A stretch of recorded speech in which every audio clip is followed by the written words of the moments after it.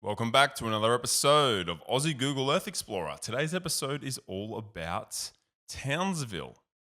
Okay, we're in Townsville today. Now, Townsville is pretty cool. Couple reasons. We've got magnetic islands just off the coast here. We'll talk about that in a second. We've got Australia's largest army base here, Laverack, home of the 3rd Brigade. All right, that's in Townsville. We are close to the Great Barrier Reef. There is rainforest nearby. There's heaps of stuff to look at, right? So let's just start off here in Townsville City. This is the central area, as you'd expect. And let's just have a little look, all right? We've got some 3D action, which is great. Now, Townsville is a kind of a medium-sized city. And actually, just firstly here, how cool is this? They've got this mountain just smack bang right in the middle of the city. And I like how this hasn't been developed at all. I really hate when you have all parts of the city are kind of built on. It's really cool to see that they've got this little bit left here, which is just sort of natural. And you can imagine you could walk up here and look at the sunset, the sunrise. Sunset would be really cool here. Have a couple beers up there. I'm pretty sure it's called Castle Hill. It would make sense, Castle Hill.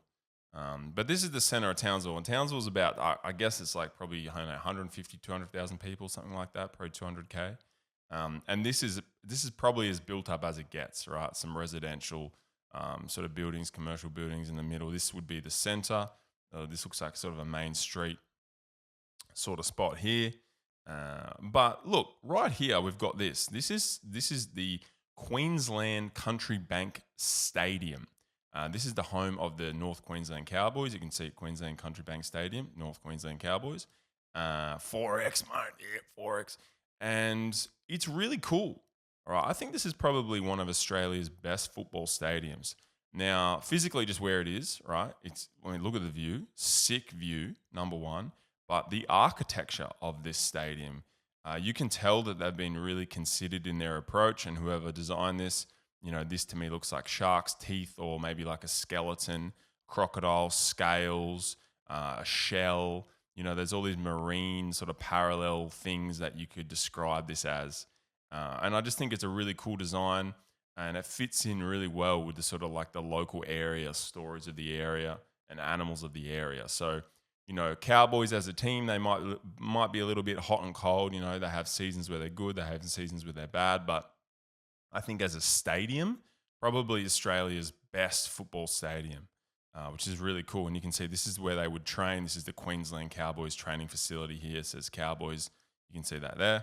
This is their field. And it's like really close. You could probably, as the public, come and have a look and watch them train. And it looks like they got a couple soccer posts here. I'm sure those are footy posts. They just can't see the top goal, the top sort of, posts. But really cool, right? That's really cool. I like that. Like I said, I think that's probably Australia's best football stadium in terms of regional stadiums. Way up there, way up there. I wanted to show you something cool at Townsville Airport. Now, normally in all the videos that I've made, typically anything that's military is in 2D. Okay, it's never in 3D. Now, I believe that's just because you don't want to give away too much information. It would make sense to not have every single thing in 3D.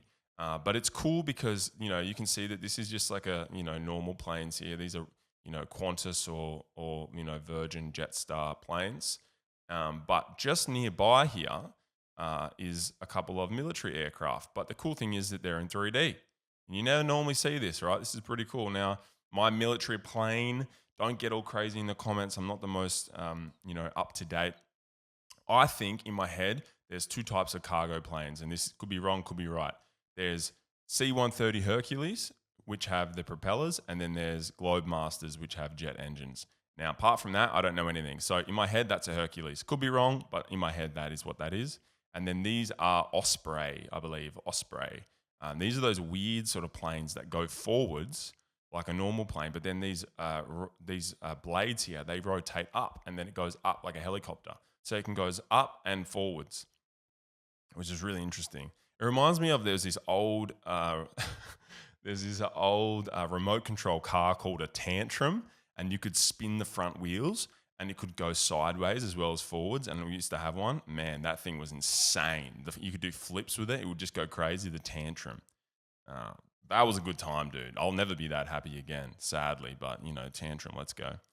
Let's have a look over here. There's a couple more aircraft here in 3D, which is cool. These are helicopters, twin blade, sort of twin rotor system. I think these might be called Chinhook. That could be wrong. If that's not correct, let me know in the comments what these are called. But it's cool to see, again, that you can see military aircraft here. Normally, this stuff's in 2D, and there's a little sign here.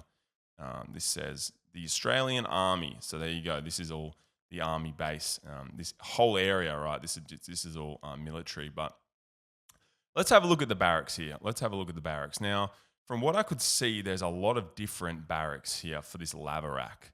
But the main sort of one that we're just going to have a little look at here is this. This looks to me like part of the barracks. It's clearly Army. You can see here, they've got some Army sort of vehicles here. And it's weird when you look at, and I've done a few of these videos, so I'm starting to see. Also, guys, if this is Army circle work here, very precise, okay? I'm giving you A1 marks here. This is 98, 99 out of 100. That's military grade circle work, okay? That you pass your exam if you can keep a tight circle like that. Now, we used to have an art teacher. He was a bit of a, he was an art teacher, right? Okay, so we used to say, "Sir, can you do a perfect circle on the board?" And that would waste about 20 minutes of the class every day. We'd be like, "Come on, do it again, do it again."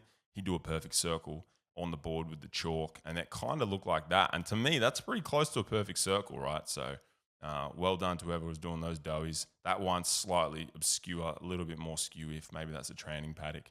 And then you come here for the real deal, right? And that's a nice one. But military bases, like I was saying, they kind of look like unis, all right? They kind of have a uni vibe to them, right? It's all very clean. It's all very neatly set out. You can tell this is housing areas over here, and this is where you do your little classes. But people forget, in your head, Army is just weapons and fighting. Okay, you go to the Army to go weapons and fighting, but really there's engineers, there is diesel mechanics, people that work in communications, systems. There's so many other things that people do in the military that aren't just fighting. And they all have to go somewhere to learn. You can go to that university in the Army. There's heaps of different things you can do. So these places often look a lot more, they look a lot more like universities, right? Except everyone has tattoos. Okay, so that's kind of the only difference, right? Everyone's got a sleeve tattoo, and then at a university, everyone's got a tote bag. So, you're probably not many tote bag wearing Army people. That might be a generalization, but who knows? Now, it's cool to see actually that on this barracks they've got a little bit of a pond going on here. This thing, there's a bit of an algal bloom happening at the moment, but nice to see. I wonder if there's any fish in there. If you watch my videos, I'm always talking about fish. I'd be fishing here, man, 100%. If I was in the lava rack barracks, I'd be having a little fish. But it's cool to see as well. And if we just zoom in here, you can see that Townsville is built around this huge mountain. It kind of overlooks the whole thing. It's this big sort of mountain. But the military has all these little sort of little, this looks like a weapons range to me here in the mountain around Townsville. And I'm not 100% sure, but you can kind of see this is an overturned bus. So that must be used as some sort of exercise. You'd set up different markers here. It looks like a tank. And you'd sort of, you do certain shooting exercises or whatever around here. This looks like a shooting range or some sort of weapons facility. So they've got all these little sort of things dotted around this mountain. And I'm not sure there's any, what's up here? What's all this up here? This is just telecommunications, I guess. But it's a really cool setup, right? It's a really cool setup, just sort of looking down over the city, this mountain, and then the military base. So that kind of makes me think as well, you've seen so many American movies. I've seen so many American movies, like Top Gun, when, they go to the Army bar and everyone's wearing their uniform. Everyone's really nice, all the dudes are tanned and buff. There's heaps of girls in there being like, "Oh, what are you, special forces or whatever?" Is it like that in Townsville? Or is it just a bunch of guys blacking out on rum, goanna wrestling each other on the promenade? If I was going to guess, I'd probably say the goanna wrestling on the promenade would probably be more like a reality instead of, swooning over girls in the bar. But I think the tattoos are definitely on the mark. The Townsville tattoo industry would be hitting it hard, having all the army boys and girls nearby. They'd be doing some sleeves. And actually, I was thinking, like, what is the current state of the military tattoo scene? Because the classic sleeve tattoo, that is definitely a thing in the army. But have they moved away from that? Have they moved to, like, has the army guy and girl caught on to the fine line craze? Like, is it trendy to have like a patchy tattooed sleeve, a la Kalen Ponga, like the new age man? Have they caught up to that? Would you see an army guy getting a fine line, kind of like a wave under his ear? Like white girl tattoo sort of stuff. Something to think about. If you're in the tattoo game and you're new in the army and you're about to get your sleeve, maybe opt for more of a patchy tattoo. Gold Coast kind of guy, new age guy. I know you've got the mustache, so you're halfway there, but just a thought. Well, let's have a little look here at Magnetic Island. This is really cool. So this is just off the coast of Townsville here, and you can see that they've got these little communities: Nelly Bay, Picnic Bay, Arcadia, Horseshoe Bay.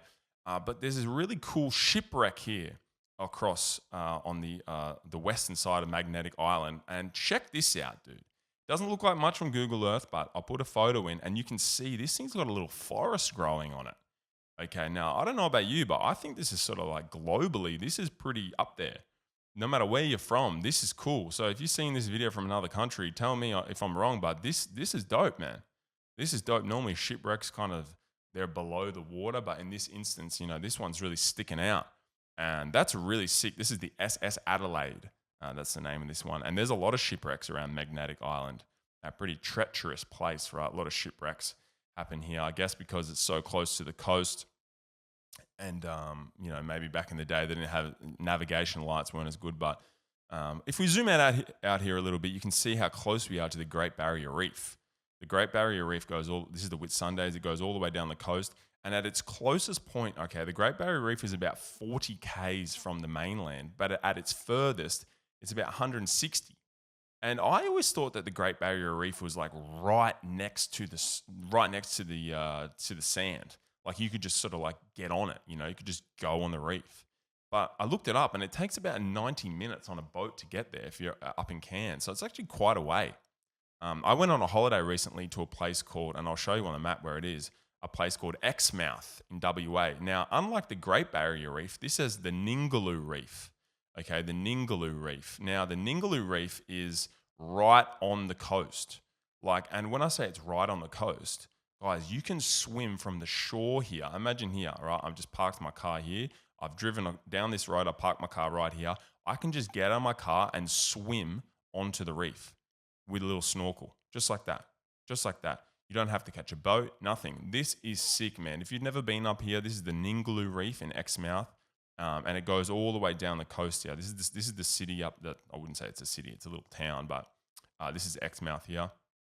And it goes all the way down Monkey Mia, Ningaloo, Shark Bay, Coral Bay. We'll do a video about this one day, but it's really, really cool, and it's super, super accessible. Unlike the Great Barrier Reef where you have to catch a boat out, right? You can just cruise over there, and that's really cool. I just thought I'd point that out because I was kind of shocked to read how far off the coast the Great Barrier Reef was. I always thought I was a lot closer than that. But actually, speaking of natural wonders, there's a cool little place near Townsville.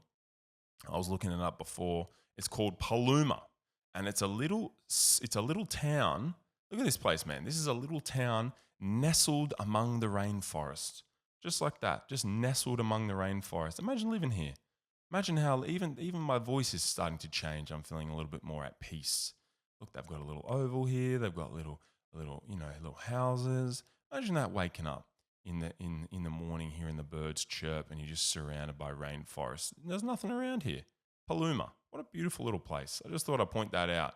If you're from Townsville and you know anyone living out in Paluma, go spend the night at their house, because that looks lovely, right? That's lovely. Let's go back here to Townsville. Back to Townsville. Back to the hell. What else can I tell you about Townsville? Oh, actually, this is a cool story. So Townsville has a world record, and it is for the size of a bull's horns Now, the bull's name was JR. He was a longhorn, Texas longhorn steer, and his horns reached 2.8 meters across, which is massive. And it got me actually thinking about J.B. Mooney, America's most famous bull rider. Now, if you don't know who this guy is, he's like an action hero. He's like a real life action man. He speaks with a like really thick Southern drawl. He's always chewing tobacco. He's got like a little, he's got a little stalk hanging out the side of his mouth. He walks with a limp. He's broken every bone in his body. Watch YouTube documentaries about him all the time. This guy's he's a hero, a living legend of the bull riding community, J.B. Mooney. And he rode a bull that no one else has ever ridden before called Bushwhacker. And this guy, J.B. Mooney, actually, he broke his back riding a bull. And this bull retired, and J.B. Mooney took this bull, and he lives with it, and it lives on his ranch. And there's a video on YouTube. You can see J.B. Mooney sort of patting this bull. They're friends now. He broke his back. He ended his career, but now he lives with him. And it's just a really, that's an American story. Really interesting sort of thing. So if you're interested in all that, check out J.B. Mooney on YouTube. He's a bull rider. But who's from Townsville? We've got some famous people from Townsville here. First up off on the list here, and I did not know this, Julian Assange is from Townsville. Okay, Julian Assange, WikiLeaks founder. Now, depending on who you speak to, national hero or enemy of the state, Julian Assange. And the irony that Julian Assange is from a place that has Australia's largest army base does not escape me. That's pretty funny, actually. Julian Assange is from here. Who else? We've got Mitchell Johnson, Australian cricketer. He's from Townsville, all right? Now, I believe 156 Ks an hour, his fastest ball. I reckon I've faced probably 115, 120 in the nets, and that was enough for me. That was, I could barely see the thing, let alone 156 Ks. That sounds incredibly frightening. I would not want to do that. Not even with all the pads in the world on, I would not want to do that. Who else we got from Townsville? Oh, Gordon Tallis. Speaking of football, Gordon Tallis is from Townsville. Broncos legend, Gordon Tallis, a man who would be not very happy with the fact that Michael Maguire was the one who coached the Broncos to a premiership, and that it was not Kevin Walters, who he was always backing in the media as being the man for the job. So he's from Townsville. And last but not least, I thought I'd leave this to the last but not least, Libby Trickett is from Townsville. She is an Australian swimming legend, and the reason why I put Libby Trickett on the list is I just love the name Libby. It is the most Australian name I think that is possible, Libby. Now, in my head, apart from being an Australian swimmer, there's only other one archetype that a Libby could embody. And I'll describe them for you right now. Big hooped earrings, thick framed glasses, big red lipstick, says, "Hi!" like that when you see her. It could be a drama teacher. Maybe she runs the local gallery. She's always reapplying lipstick. She loves a cappuccino. You better believe the cappuccino has big red lipstick stains on it. Love a muggerccino as well. She's probably more of a muggerccino operator. Lovely woman. Probably crushes Sauv Blanc like no one that you've ever met before. Libby. That's an Australian name. That's an Australian hero. And I reckon that wraps up the video. This is Townsville, ladies and gentlemen. If you want to see more of these, subscribe. Also, there's a Google Sheet, Google form. Just put in anywhere you want me to visit, and I might make a video on it. There's a lot of responses in there, so the ones that get the most requests, generally I make videos on those. But thank you so much for watching, and I'll see you on the next one. See ya.